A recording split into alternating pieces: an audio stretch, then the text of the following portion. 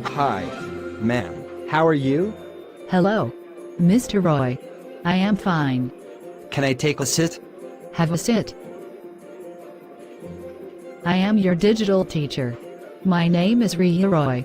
Yay. So, what we will talk about today's, ma'am? Today we will talk about the story of the selfish giant. It's very interesting story. Today we will discussion in the first unit. The Selfish Giant, written by Oscar Wilde. Ooh. Oscar Wilde wrote this story?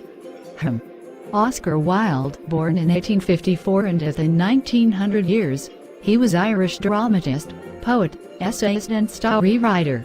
He settled in London. He gave the English stage the best comedies since Sheridan. They are full of sparking wit and interesting situations. He wrote very fine prose steeped in deep and tender feeling. Really? He is great writer. So let's start the story. Hum. Every afternoon, as they were coming from school, the children used to go and play in the giant's garden. It was a large lovely garden, with soft green grass.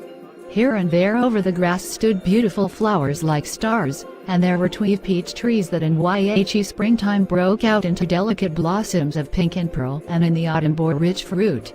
The birds sat on the trees and sang so sweetly that the children used to stop their games in order to listen to them. "How happy we are here!" they cried to each other.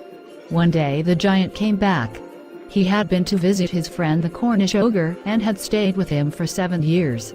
After the 7 years were over, he had said all that he had to say, for his conversation was limited, and he determined to return to his own castle. When he arrived, he saw the children playing in the garden. "What are you doing here?" he cried in a very gruff voice, and the children ran away. "My own garden is my own garden," said the giant. "Anyone can understand that, and I will allow nobody to play in it but myself." So he built a high wall all around it, and put up a notice board. He was a very selfish giant. The poor children had now nowhere to play. They tried to play on the road,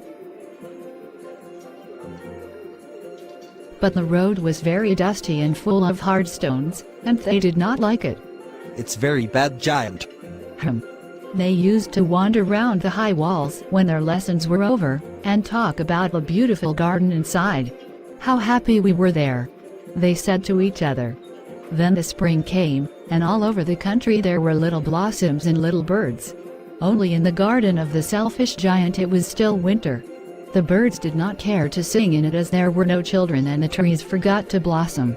Once a beautiful flower put its head out from the grass, but when it saw the notice board it was so sorry for the children that it slipped back into the ground again, and went off to sleep.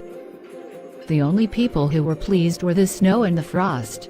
"Spring has forgotten the garden," they cried, "so we will live here all the year round."